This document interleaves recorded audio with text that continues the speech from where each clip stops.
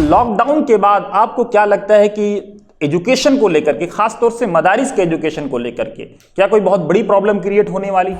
ऐसा लगता है कि एहसान कर रहे हो, कि कोई बहुत बड़ा बोझ उतार रहे हो, लाइन में खड़े करके जलील करके चंदे देना है? इस एजुकेशन को जो तिजारत बनाया गया है, ये इंसानियत के एतबार से और ह्यूमन लेवल पे आप आगे सोचिएगा तो ये इंसान के साथ बड़ा जुल्म हो रहा है। इन मदरसों का एहसान है कि ऐसे लोग जिनके लिए एजुकेशन के सारे दरवाजे बंद हो चुके हैं, उनके लिए ये दरवाज़ा अपना खुलता है। तो मस्जिदों में आपको 2000, 3000, 4000, 6000, 8000 इससे ज़्यादा की तनख्वाह पे आइमा नहीं मिलेंगे आपको। नालों को आलिम और मुफ्ती बना करके मार्केट में ना उतारें। सबसे गरीब मस्जिद का इमाम होता है, मजहबी लोग सबसे ज़्यादा दबे कुचले होते हैं माली तौर पर, तो अब वो इफ़ेक्टिव कैसे हो सकता है? बूढ़े जो परेशान आ रहे हैं ये ज़्यादा परेशान करते हैं, लेकिन नई जनरेशन है इंशाल्लाह उसमें पॉजिटिव चेंजेस हैं और तब्दीली आएगी इंशाल्लाह।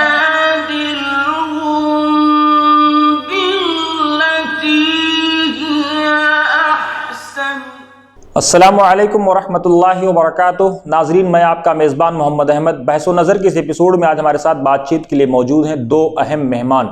डॉक्टर जीशान अख्तर मिसबाही साहब, डॉक्टर साहब आपका इस्तकबाल है। मौलाना मुजीबुर रहमान अलीमी साहब, मौलाना साहब आपका भी इस्तकबाल है।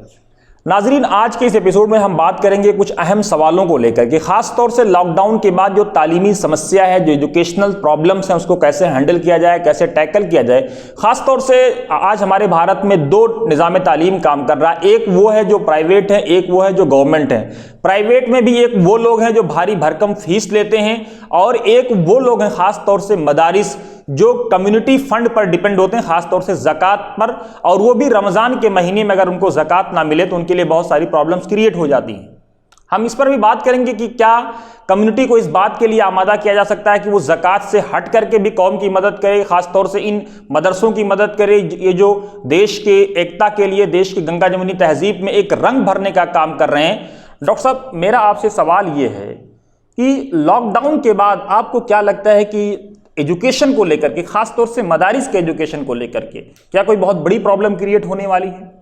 देखिए, लॉकडाउन ने इकोनॉमी को जो है बिल्कुल दबा दिया है, ख़त्म कर दिया है उसको, और जाहिर सी बात है हमारी ज़िंदगी की सारी सांसें जो है ब्लड के बगैर नहीं चल सकती, और इकोनॉमी जो है इंसानी मुआशरे के लिए बिल्कुल ब्लड की तरह है, खून की तरह है। और जब ब्लड आपका कम हो जाता है तो मुख्तलिफ़ तरह के मसाइल पैदा होंगे। इकोनॉमी ने जो है बहुत सारे इकोनॉमी की कमी ने बहुत सारे मसाइल पैदा किए हैं और करेंगे, और ये मुझे लगता है कि और ये परेशानी बढ़ेगी।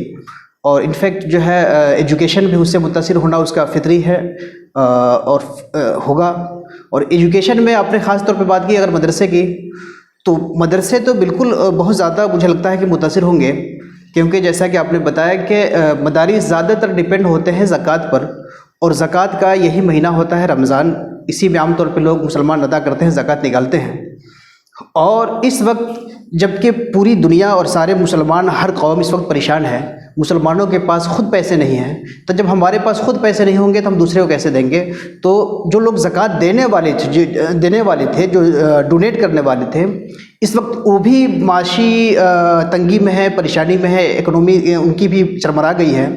तो ऐसे तौर पे जब देने वाले ही जब परेशानी में है तो लेने वालों की परेशानी तो बिल्कुल बढ़ेगी।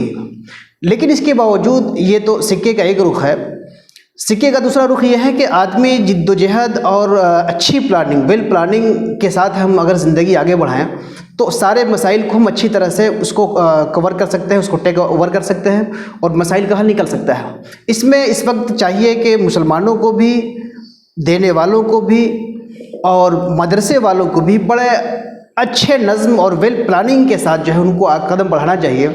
अगर अच्छे नज़्म के साथ वो कदम बढ़ाते हैं तो मुझे लगता है कि ये जो बड़ी परेशानी आने वाली है मदारिस के ऊपर ख़ास तौर पे, उसका इज़ाला हो सकता है, उसका हल निकल सकता है। मुजीब साहब, जीशान साहब का कहना यह है कि एक बड़ा मैनेजमेंट, एक बड़ी प्लानिंग के साथ, एक बड़े फॉर्मेट में, एक बड़े पर्दे पर हम लोगों को उतरने की ज़रूरत है।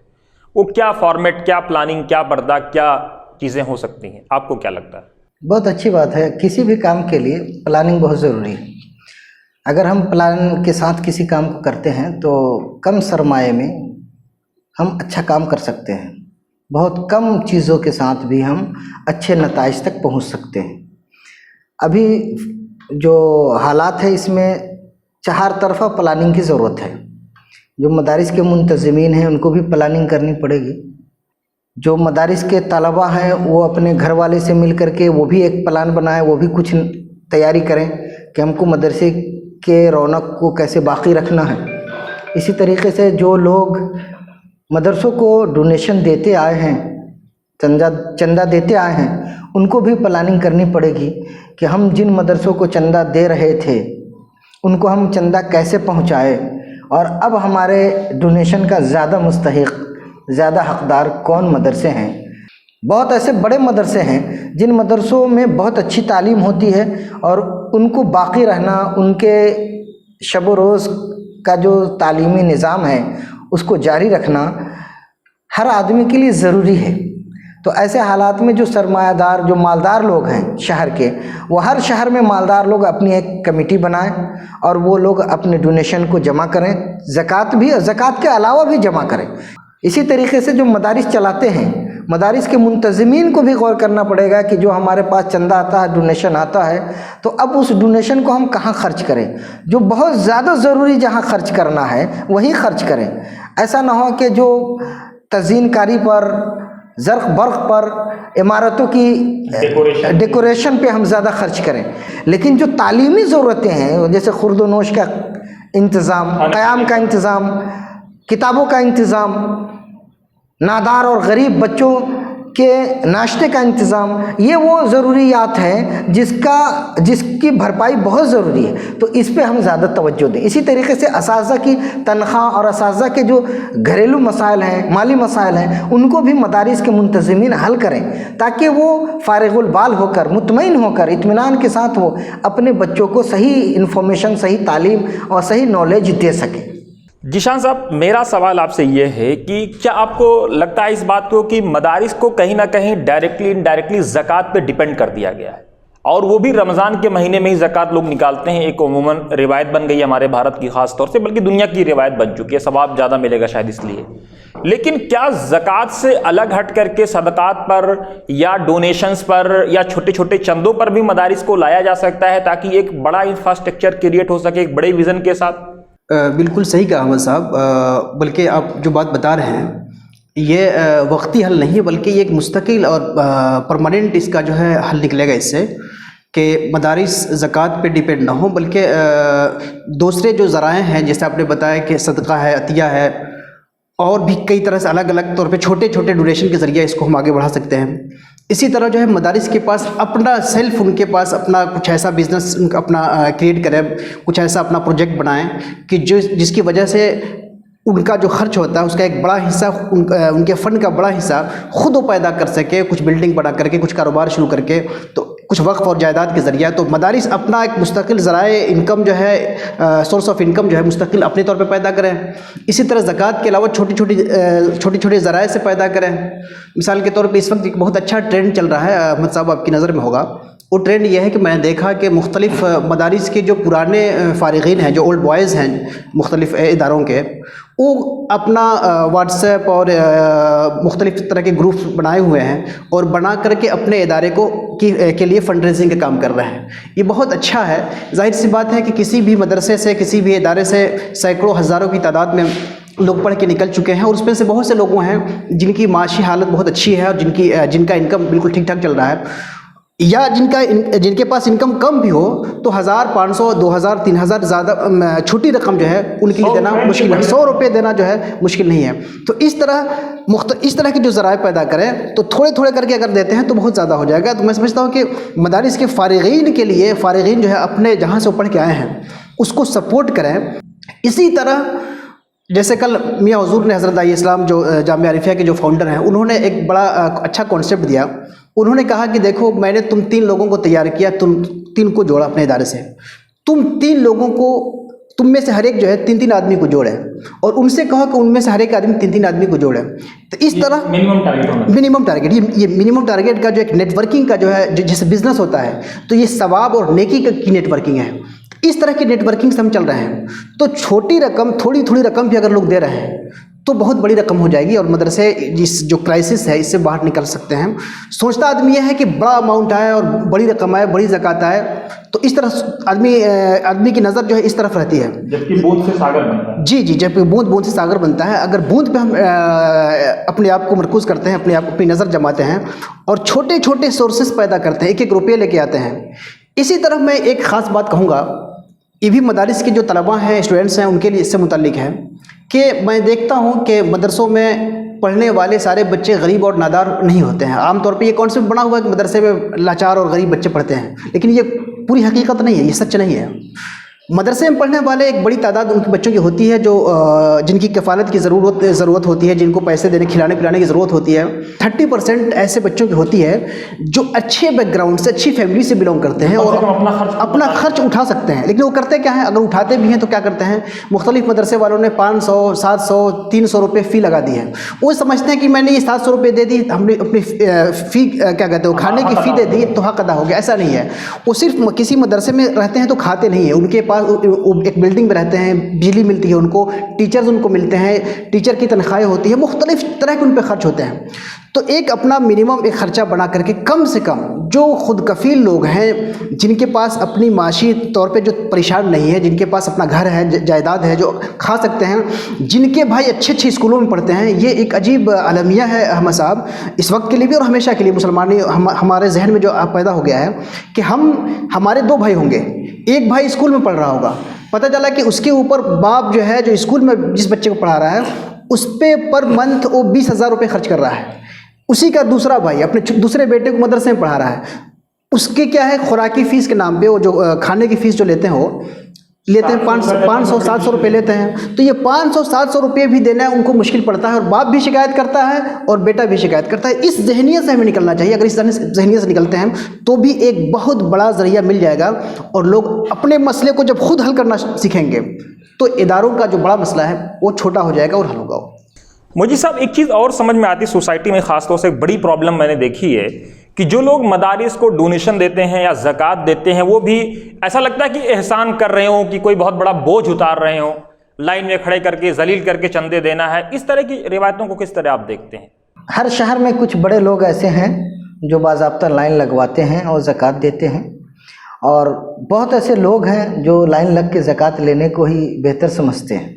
تو لینے والے اور دینے والے دونوں گھاٹے میں ہیں, اس معنی کر کے کہ دونوں کی نیت صاف نہیں ہے مجھے جو لگتا ہے, کیونکہ دینے والا اپنی شہرت چاہتا ہے اور لینے والا یہ چاہتا ہے کہ کسی بھی دروازے سے کچھ رقم ہمیں حاصل ہو جائے تاکہ مدرسے کے نام پہ ہماری زندگی گزر جائے سال بھر. تو یہ دونوں کی نیتیں درست نہیں ہیں. تو دینے والے کو چاہیے کہ وہ اپنی نیت درست کریں کہ ہم دے اللہ کے لیے رہے ہیں اور اللہ کا مال دے رہے ہیں, ورنہ اس کو اس دنیا ہی میں اس کا فائدہ ملے گا, آخرت میں اس کا کوئی نتیجہ نہیں ہوگا. اسی طریقے سے لینے والے کو بھی یہ چاہیے کہ جو لے رہے ہیں وہ یہ غور کر کے لیں کہ ہم لے رہے ہیں تو اپنے لیے لے رہے ہیں کہ مدرسے کے لیے لے رہے ہیں, اللہ کے لیے لے رہے ہیں, کس لیے لے رہے ہیں. اور اگر اس کا صحیح مصرف اگر وہ اس کا نہیں ہے ان کے پاس اور وہ صحیح جگہ نہیں پہنچا پاتے ہیں تو وہ بھی دنیا میں بھی ذلیل ہیں اور آخرت میں بھی ناکام ہونا مراد ہوں گے ایسے لوگ. تو دونوں کو اپنا محاسبہ کرنا چاہیے. اور جو مالدار لوگ اپنی زکوٰۃ دینا چاہتے ہیں تو ان کو پہلے فائنڈ آؤٹ کرنا چاہیے کہ ہم کہاں زکوٰۃ دیں کہ جہاں اس کا صحیح مصرف ہو اور صحیح طریقے سے یہ خرچ ہو سکے. ایسا تو نہیں کہ ہم غربت ایک شرابی کو شراب پینے کے لیے غربت کے نام پہ زکوٰۃ دے رہے ہیں. ایسا تو نہیں کہ ہم ایک چور کو مدرسے کے نام پہ زکوٰۃ دے رہے ہیں. اس کا ہمیں بھی اپنا محاسبہ کرنا چاہیے. ہم زکوٰۃ اسی کو جو دے اس کا مستحق ہے, چاہے وہ غریب ہو, فقیر ہو, چاہے وہ مدرسہ ہو, چاہے جو بھی ہو, جو اس کا مستحق ہے وہاں تک کہ اس کو پہنچنا چاہیے. ذیشان صاحب, ایجوکیشن سسٹم چاہے وہ مدارس ہوں یا غیر مدارس کالجز ہوں یا اسکولز ہوں, جو لوگ کالج چلاتے ہیں, اسکول چلاتے ہیں یا پلے اسکول چلاتے ہیں, وہ کہیں نہ کہیں خود کفیل ہوتے ہیں. ان کا پہلے دن سے یہ مشن ہوتا ہے یا یہ ویژن ہوتا ہے کہ وہ خود کفیل ہو کر کے ایک سیلف ڈیپینڈ ہو کر کے چلائیں گے ان اسکول کو, بلکہ وہ پروفٹ میں چلاتے ہیں. لیکن اس کے برعکس کیا وجہ ہے کہ مدارس لولے لنگڑے پیروں پہ کھڑے رہتے ہیں اور ایسے جب کرائسس آ جاتے ہیں, لاک ڈاؤن جیسے کرائسس ہوں یا نوٹ بندی جیسے کرائسس ہوں, تو ان کے ہاتھ پاؤں پھولنے لگتے ہیں؟ دیکھیے میں اس حوالے سے جو یہ آپ نے سچویشن پیش کی, اس کے بھی آپ سمجھتا ہوں کہ اس کے 2 رخ ہیں. اور جو ایک نیگیٹو آسپیکٹ پیش کیا آپ نے, یہ ایک رخ ہے. دوسرا رخ اس کا بہت اچھا ہے. یہ جو پرائیویٹ جو اسکول ہیں اور جو ایجوکیشن یہ بزنس چل رہا ہے, وہ ایجوکیشن نہیں ہے، ایجوکیشن بزنس ہے. ایجوکیشن کو جو تجارت بنایا گیا ہے، یہ انسانیت کے اعتبار سے اور ہیومن لیول پہ آپ آگے سوچیے گا تو یہ انسان کے ساتھ بڑا ظلم ہو رہا ہے کہ تعلیم ایجوکیشن جو ہے یہ سروس کے لیے، ایجوکیشن لوگوں کو ایجوکیٹ کرنے کے لیے، ان کی نالج بڑھانے کے لیے، ان کے ذہن کو وسیع کرنے کے لیے، ان کے اندر انسانیت پیدا کرنے کے لیے ہے. پرائیویٹ اسکول والے زیادہ جو ہے یہ پبلک کی خون کو چوستے ہیں اور لوگوں کے پاس کھانے کے پیسے نہیں ہیں. لوگ اپنا لقمہ کاٹ کر کے اپنے بچے کو پڑھاتے ہیں اور اپنی جان کو جوخم میں ڈال کے پڑھاتے ہیں. لائن لگتے ہیں جا کر کے وہاں پہ اپنے بچوں کو کیا کہتے ہیں داخلہ کرانے کے لیے. کیونکہ اگر ان کو اچھی تعلیم چاہیے تو پرائیویٹ اسکولوں میں جانا ان کی مجبوری ہے. سرکاری اسکول ہمارے چونکہ ناکارہ ہیں اور یہ شکایت زمانے سے آ رہی ہے. جب تک یہ سرکاری اسکول جو ہے صحیح نہیں ہوں گے، ہماری گورنمنٹ جو ہے کروڑوں اربوں جو خرچ کر رہی ہے ایجوکیشن پہ، سرکاری اسکولوں پہ، پیسے تو جا رہے ہیں لیکن اس کا بینیفٹ نہیں آ رہا ہے. سب سے پہلے تو یہ چیز ہے کہ یہ جو سسٹم اس کو انڈیا سے ختم ہونا چاہیے. پرائیویٹ سسٹم جو ہے یہ ختم ہونا چاہیے اور سرکاری ایجوکیشن ہونا چاہیے. دوسرا مرحلہ یہ ہے کہ جو یہ خون چوسنے والے لوگ ہیں، ان کے پاس پڑھنے کون جاتا ہے؟ ان کے پاس پڑھنے وہ جاتا ہے جس کے پاس خون ضرورت سے زیادہ ہوتا ہے، جس کے پاس خون بہت زیادہ ہوتا ہے. جو غریب اور فقیر لوگ ہیں، جن کے پاس کھانے کے لقمے نہیں ہیں، جن کے پاس پیٹ بھرنے کے کھانا نہیں ہے، جن کے پاس صحیح سے کپڑے نہیں ہیں، وہ اپنے بچے کو اگر پڑھانا چاہیں گے تو کہاں لے کے جائیں گے؟ ان کے پاس لے کے جائیں گے، یہ پڑھائیں گے. اپنے گراؤنڈ میں ان کی انٹری نہیں ہے. وہاں پہ شرط ہے، یہ بھی ایک شرط لگائے ہوئے ہیں کہ باپ کو چاہیے کہ جو ہے ہائی اسکول پاس ہو یا بلکہ بی اے پاس ہو، انٹر پاس ہو، ماسٹر پاس ہو. تو مختلف الگ الگ لیولز ہیں. تو یہ تو پہلے باپ کا انٹرویو لیتے ہیں، باپ کی اکنومی کا انٹرویو لیتے ہیں، باپ کی ایجوکیشن کا انٹرویو لیتے ہیں. یعنی باپ مالدار ہو، باپ پڑھا لکھا ہو تب اس کا بچہ پڑھے گا. جس کا باپ پڑھا لکھا نہ ہو، جس کا باپ غریب ہو، اس کا بچہ کہاں پڑھے گا؟ ان مدرسوں کا احسان ہے کہ ایسے لوگ جن کے لیے ایجوکیشن کے سارے دروازے بند ہو چکے ہیں، ان کے لیے یہ دروازہ اپنا کھولتا ہے. جب ایسے لوگوں کے لیے دروازہ کھولتا ہے، یہ لوگ پڑھنے آتے ہیں، 1 روپے مدرسے کو دیتے نہیں ہیں. ظاہر سی بات ہے ان کی مجبوری ہوگی کہ اب یہ قوم سے چندہ کریں گے اور چندہ کر کے ہی دیں گے، تو یہ ڈونیشن پہ ہی چلیں گے. ان کے ساتھ ایک مجبوری ہے، اس مجبوری کو سمجھنا چاہیے. اس کے باوجود آپ کے سوال میں اتنی صداقت ضرور ہے کہ مجبوری تو ہے مدارس کے، چونکہ ان کے پاس جو پڑھنے والے پیسے نہیں دے رہے ہیں تو ڈونیشن لینا ہے اور دینا ہے، تو یہ ڈونیشن اور زکوٰۃ پہ ہی چلیں گے. لیکن اس کے باوجود رفتہ مدارس کو خاص طور پہ اپنا ایک مستقل مصرف اور مستقل فنڈ اپنا ریز کرنا چاہیے، مستقل سورس آف انکم پیدا کرنا چاہیے. کریں گے تو اپنے قدموں پہ، کم سے کم 2 قدموں پہ نہیں تو 1 قدم ان کا اپنا ہو جائے گا. تو اس سے آسانیاں پیدا ہوں گی اور اس پہ سوچنا چاہیے رفتہ. لیکن اس کے باوجود مدارس کے ساتھ یہ مسئلہ رہے گا، چونکہ وہ اپنا جتنا بھی سورس آف انکم پیدا کر لیں، کتنا پیدا کر لیں گے؟ ہزار بچوں کو پڑھا رہے ہیں، اس کے لیے کتنا لے کے آئیں گے؟ کچھ تو ہوگا. دو پیر ان کا نہیں ہوگا، 1 پیر کم سے کم ہو جائے. مجیب صاحب، آپ اس کو کس طرح سے دیکھتے ہیں، خاص طور سے جب ایسے دور میں جب مدارس کو یا اسکولوں کو سیلف ڈیپینڈنٹ کرنے کی بات ہو رہی ہے؟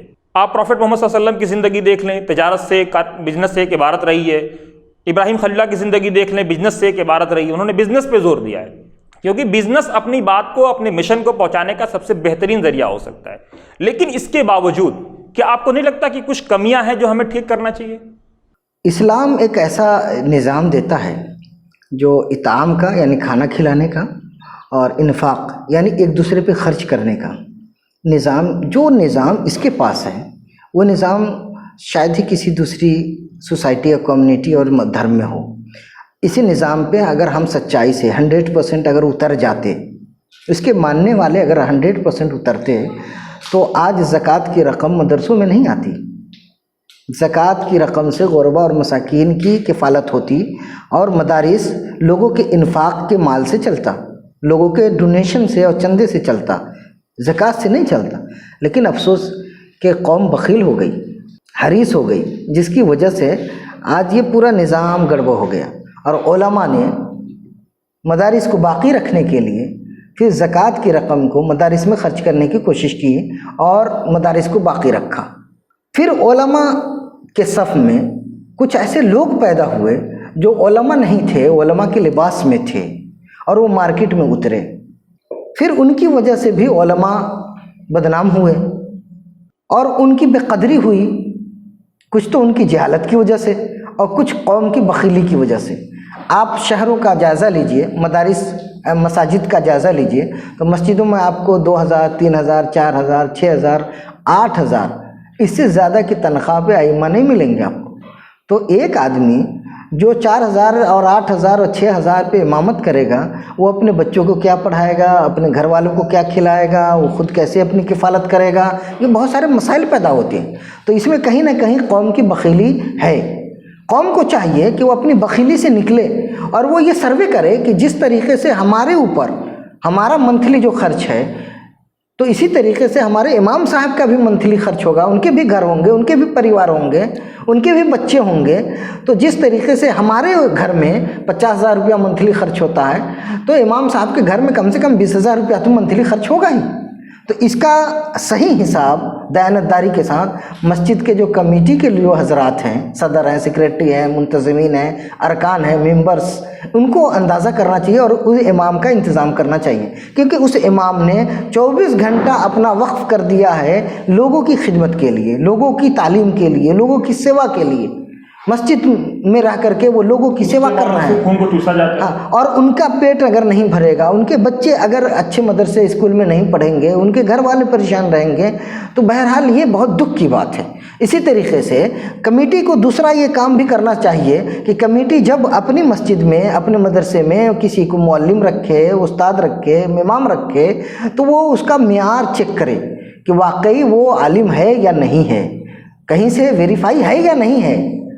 اگر وہ عالم ہوگا اور وہ آپ کی مسجد کا امام ہوگا تو وہ ہمیشہ اچھی باتیں بتائے گا، فتنے کی باتیں نہیں بتائے گا، صلح کی باتیں بتائے گا، قوم کو جوڑنے کی باتیں بتائے گا، توڑنے کی باتیں نہیں بتائے گا۔ وہ سماج میں لوگوں کے اندر محبت پیدا کرے گا، نفرت پیدا نہیں کرے گا، وہ غلط بیان نہیں دے گا، وہ اچھے بیانات دے گا۔ تو پہلی چیز محبت پیدا کرے گا، وہ محبت پھیلائے گا، وہ محبت کا داعی ہوگا، وہ امن کا داعی ہوگا۔ تو عالم کا انتخاب کرنا ہمارے لیے ضروری ہے، لیکن ہم عالم کا انتخاب کیوں نہیں کر پاتے؟ کیونکہ ہم ہیں بخیل، ہم ہیں مسجد کے سیکریٹری۔ ہم اگر عالم رکھیں گے تو اس کے انتظامات اچھے کرنے پڑیں گے، اور ہم 2,000 3,000 میں کسی جاہل، عالم نما جاہل کو ہم رکھ لیں گے تو ہماری مسجد کا کام چلتا رہے گا۔ اب وہ مسجد سے، محراب سے جو بیانات دیتے ہیں ان بیانات میں جہالت پھیلتی ہے، فتنے پھیلتے ہیں، آپس میں لوگ لڑتے ہیں، مسلک در مسلک، فرقہ در فرقہ جنگیں ہوتی ہیں، تو یہ سب دروازے بند ہو جائیں گے۔ دوسری طرف مدرسے کی ایک بدقسمتی کہیے یا مایوسی کہیے کہ جو بھی شخص مدرسے میں داخل ہو جاتا ہے، 2 سال پڑھا، 4 سال پڑھا، 6 مہینہ رہا، وہ عالم ہو جاتا ہے، مارکیٹ میں مولوی بن کر، عالم بن کر، مفتی بن کر گھومنے لگتا ہے، اور قوم ان کو قبول کر لیتی ہے، کیونکہ قوم کو تمیز نہیں ہے اور بخیلی کی وجہ سے وہ صحیح چیزوں کو ڈھونڈنے کے لیے ان کے اندر جذبہ نہیں ہے۔ اور مدرسے سے جو بھی نکلتا ہے وہ مدرسے کا لباس پہن لیتا ہے، وہ بھی مولوی بن کے ٹہلنے لگتا ہے۔ تو قوم کو چاہیے کہ علماء کو پہچانیں، ان کی کوالٹی کو پہچانیں، ان کی صلاحیت کو جانچیں، اور اپنے یہاں جس امام کو رکھیں وہ ایک ذمہ دار امام ہو، ذمہ دار عالم ہو، ذمہ دار رہنما ہو، جو قوم کو جوڑنے اور محبت پیدا کرنے کی بات کرے۔ اور مدرسے کو چاہیے کہ وہ نااہلوں کو دستار نہ دے، نااہلوں کو عالم اور مفتی بنا کر کے مارکیٹ میں نہ اتارے، بلکہ پہلے ان کو اہل بنائے، پہلے ان کو ایک سماجی آدمی بنائے، پہلے اس کو دین کا اچھا عالم بنائے، اور اسکالر بنانے کے بعد اس کو ویریفائی کر کر کے سماج میں اتاریں۔ اور قوم اگر ان کی قدر کرے گی، قوم اگر ایسے لوگوں کی قدر کرے گی، ان کی ضرورتوں کو اپنی ضرورت سمجھے گی، کمیٹی کے لوگ ان کی ضرورت کو اپنی ضرورت سمجھیں گے، تو نتیجہ یہ ہوگا کہ مدارس میں صرف غربا اور مساکین نہیں پڑھیں گے، بڑے گھرانے کے لوگ بھی پڑھنے لگیں گے، بڑے گھرانے کے بچے بھی آئیں گے۔ کیوں؟ اس لیے کہ جب وہ پڑھ کے نکلے گا تو اس کا فیوچر محفوظ ہوگا، اس کا فیوچر پریشان کن نہیں ہوگا، اس کا فیوچر مطمئن کرنے والا ہوگا اس کو۔ جمعہ میں 80-90% مسلمان مسجدوں میں ہوتے ہیں، لیکن اس میں سے 10% بھی ایسے نہیں ملیں گے کہ امام کے سلام پھیرنے کے بعد امام سے خیریت بھی پوچھیں۔ تو یہ ہماری بدقسمتی ہے نا۔ اگر 80% مسلمان مسجدوں میں ہوتے ہیں جمعہ کے دن، اور 10-10 روپیہ، زیادہ نہیں، 10-10 روپیہ امام کے ہاتھ میں اگر وہ نظر دے دیں تحفے کے طور پر، تو امام کی ضرورتیں پوری ہو جائیں گی۔ ذیشان صاحب، جو لوگ 8,000 روپیہ امام کو دینا نہیں چاہتے، بڑی مشکل سے دیتے ہیں، وہی لوگ ایک ٹیسٹ کرانے کے نام پر، بڑے بڑے عمرہ کی بات کر رہا ہوں میں، غریبوں کی بات نہیں کر رہا ہوں، ایک بلڈ ٹیسٹ کے نام کرانے پر 8 لاکھ روپے خرچ کر دیتے ہیں، 8,000 روپے اور 80,000 روپے خرچ کر دیتے ہیں۔ یہ قوم میں بخالت کیوں آئی، خاص طور سے علماء کو لے کر کے، جبکہ اس قوم کا جو داعی تھا، جو معلم کائنات تھا، اس نے اپنی پوری زندگی میں اپنے گھر میں سوائے کھجور اور پانی کی کوئی ذخیرہ نہیں بنایا؟ دیکھیے یہ تو ایک بڑا المیہ ہے، اور نبی کریم صلی اللہ علیہ وسلم کی جو سیرت آپ نے بیان کی وہ بھی بالکل ایک صداقت ہے، ایک حقیقت ہے، آئیڈیل ہے. لیکن اس کے ساتھ کیا ہے کہ بدلتے معاشرے کے پر جو ہے زمانہ ہمارا جب جیسے چینج ہوتا ہے، معاشرہ چینج ہوتا ہے، تو ہمیں بھی چینج ہونا چاہیے. ہم کرتے کیا ہیں کہ چینج ہوتے ہیں، ہر آدمی چینج ہو جاتا ہے، اپنے آپ کو چینج کر لیتا ہے، لیکن وہ یہ چاہتا ہے کہ اپنی زندگی کے ہر حصے کو تو بدل لیتا ہے اور ساری ٹیکنالوجی کا استعمال کرتا ہے، ساری بلڈنگ کا استعمال کرتا ہے، جو سارے جدید ذرائع ہیں ان کا استعمال کرتا ہے، لیکن اپنی تنخواہوں کے بڑھانے کی بات کرتا ہے، اپنے خرچے کو جوڑتا ہے، سب کو جوڑتا ہے. لیکن جب بات آتی ہے دین کی، مذہب کی، مذہبی تعلیم کی، امام کی، مدرسے کے مدرس کی، تو ایک ہمارا کانسیپٹ بنا ہوا ہے کہ یہ لوگ متوکل لوگ ہیں، توکل والے لوگ ہیں، یہ لوگ جنتی لوگ ہیں، ان کے ہاں برکت بہت ہوتی ہے. یہ لوگوں کو کھانے کی ضرورت نہیں. ہاں، یہ جنتی لوگ، ظاہر سی بات، جنت میں کیا ان کو کوئی غم ہے، نہ کوئی فکر ہے، نہ کوئی غم ہے. ہم نے ان کو بنا دیا ہے، جب دینے کی بات آتی ہے تو ہم نے ان کو بنا دیا ہے جنتی. اور جب خدمت کی کرنے جب کام کرانے کے بعد، دعا تو بعد میں لیتے ہیں، کام ان سے کراتے ہیں. کام تو ایسے چڑھے کراتے ہیں کہ جو اپنی بیوی سے ڈانٹ کھاتا ہے، جو مینیجر، اور جو اپنے گھر میں پریشان ہوتا ہے جو بڈھا، وہ بڈھا جاتا ہے مدرسے کے استاذ کو اور مسجد کے امام پہ اپنا غصہ اتارتا ہے، چونکہ گھر میں تو اس کی چلتی نہیں ہے. تو ہمارے یہ ائمہ، ہمارے اساتذہ، ہمارے مذہبی جو رہنما ہیں، یہ تو بن گئے ہیں قوم کے پریشان حال لوگ جو ہے اپنا غم و غصہ جو ان کے اوپر آ کر اتارتے ہیں. یہ جو سچویشن بنی ہوئی ہے یہ اس لیے بنی ہوئی ہے کہ مذہب کو ہم نے ایک ثانوی چیز بنا دیا ہے، ایک سیکنڈری چیز بنا دیا ہے. مذہب ہمارا اگر رہنما ہے، اگر ہم سمجھتے ہیں، ہمیں یقین ہے اس بات پہ، فیتھ ہے اگر ہمارا ہے کہ مذہب ہمارا رہنما ہے، تو رہنما کی کرسی ہماری کرسی سے بلند ہونی چاہیے. رہنما کا طرز زندگی ہمارے طرز زندگی سے بہتر ہونا چاہیے. جب تک یہ سب سوچ آئے گی نہیں، جب تک معاشرہ بدلے گا نہیں. ہم نے ان کو جنتی مخلوق بنا دیا ہے، علماء کو، مشائخ کو. ہمیں ان کو انسانی مخلوق بنانا چاہیے. اور جس طرح انسان کے دوسرے قبیلوں اور انسان کے دوسرے حصوں کو، دوسرے لوگوں کو جس طرح جن چیزوں کی ضرورت ہوتی ہے، وہ تمام ضرورتیں ان کی بھی ہے، ان کی بھی پوری کرنا چاہیے. ہماری پوری مینٹلٹی بگڑی ہوئی ہے. اس کو ایک ایک کر کے، آہستہ آہستہ کر کے، آپ جیسے لوگ اس کو سامنے آئیں اور آہستہ آہستہ اس مینٹلٹی کو چینج کریں. مینٹلٹی ہماری بگڑتی بھی رفتہ رفتہ ہے اور بنتی بھی رفتہ رفتہ. انشاءاللہ بنے گی، چینجز آئیں گے. خاص طور پہ پازیٹیو ہے. خاص طور پہ ہماری جو نئی نسل ہے، نئی نسل ہماری جو ہے، خاص طور پہ اسکول ہی سے پڑھ کے جو آ رہے ہیں، بہت سارے مسلم نوجوان ہیں جو اسکول سے پڑھ کے آ رہے ہیں، لیکن ان کے پاس کیا ہے، دین کا درد ہے. وہ دین کو سمجھنا چاہتے ہیں، دین کو جاننا چاہتے ہیں. اور ایسے وقت میں اسکول، خالص اسکول سے پڑھے ہوئے لوگ آ رہے ہیں، وہ مذہبی چیزوں کو جاننا اور سمجھنا چاہ رہے ہیں. اور اس کے ساتھ یہ چاہ رہے ہیں، وہ یہ بھی چاہ رہے ہیں کہ ہمارے مذہبی رہنما جو ہے ان کو ریسپیکٹ ملے. یہ بوڑھے جو پریشان آ رہے ہیں یہ زیادہ پریشان کرتے ہیں، لیکن نئی جنریشن ہے، انشاءاللہ اس میں پازیٹیو چینجز ہیں اور تبدیلی آئے گی انشاءاللہ. مجید صاحب، ذیشان صاحب نے جو باتیں کہی ہیں اس کو کس طرح سے آپ دیکھتے ہیں؟ کیا آپ کو لگتا ہے کہ نئی نسل بہت پازیٹیو سوچ کے ساتھ، پازیٹیو انرجی کے ساتھ، کمیونٹی کو بدنام کرنے کا جو الگ الگ روگی میڈیا، اس طرح کے لوگ جو پروپیگنڈا کر رہے ہیں، جو اسلاموفوبیا کا ٹیرر کریٹ کیا جا رہا ہے، اس سے کتنے آپ سہمت ہیں؟ دیکھیے، سکھ برادری میں ہم دیکھتے ہیں کہ جو ان کے یہاں مذہبی رہنما ہوتا ہے تو اس کو ایک اسپیشل انتظام دیا جاتا ہے. سوال صرف سکھ کا نہیں ہے، جین برادری میں بھی ہے. تو سکھوں کو تو یہ اسپیشل جب ان کو ہم عزت دیتے ہیں تو اس کا اثر ہوتا ہے کہ وہ معاشرے پہ افیکٹو ہوتا ہے.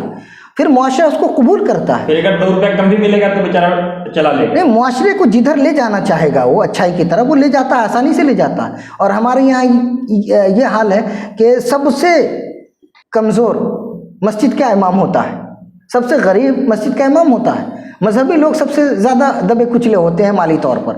تو اب وہ افیکٹو کیسے ہو سکتا ہے؟ مولانا صاحب آپ کا بھی شکریہ. مولانا صاحب آپ کا بھی شکریہ کہ آپ نے ہمارے ناظرین کو، ہمارے درشکوں کو بہت اچھے قیمتی مشورے، قیمتی باتیں بتائیں. ناظرین، اس سمے یہ ضرورت ہے، سمے کی یہ مانگ ہے کہ ہم سب لوگ بخیلی سے نکلیں، کیونکہ بخیلی انسان کو تباہ کر دیتی ہے. دولت کی لالچ انسان کو تباہ کر دیتی ہے، انسان کو جلا کر کے راکھ کر دیتی ہے. اس لیے ضروری ہے کہ جو مدرسوں کے اولڈ بوائز ہیں، جو اسکولوں کے اولڈ بوائز ہیں، وہ بھی اب اس سنکٹ کی گھڑی میں اپنے مدرسوں کو، اپنے اسکولوں کو بچانے کے لیے آگے آئیں. اور زکوٰۃ جس پر ہم نے مدرسوں کو منحصر کر کے، ڈیپینڈ کر کے رکھ دیا ہے، اس زکوٰۃ کے سسٹم کو بھی نکال کر کے الگ الگ ڈونیشن کے طریقے اپنائیں، صدقے کا طریقہ. اور کہیں وہ لوگ جو 1 روپیہ بھی ڈونیشن دینے کی چھمتا رکھتے ہیں، وہ یہ نہ سمجھیں کہ ان کا 1 روپیہ بہت کم ہے، بلکہ بوند بوند سے ساگر بھرتا ہے. اور اللہ رب العالمین کے یہاں 1 روپیہ ہو یا 1 کروڑ روپیہ ہو، نیت دیکھی جاتی ہے اور کوئی چیز نہیں دیکھی جاتی ہے۔ تو بہت بہت شکریہ، آپ اپنے میزبان محمد احمد کو بھی دیجیے اجازت، اپنا خوب رکھیے خیال، اپنی صحت کا رکھیے، اپنے بچوں کا رکھیے، میٹھی میٹھی باتیں کریے، اپنے بچوں کی اچھے انداز میں پرورش کریے، ان کو سینے سے لگائیے، اپنی شفقت ان کے اندر منتقل کیجیے تاکہ ایک اچھی سوسائٹی تناؤ سے مکت ہو کر کے ایک معاشرہ بن کر کے سامنے آئے۔ السلام علیکم ورحمۃ اللہ وبرکاتہ۔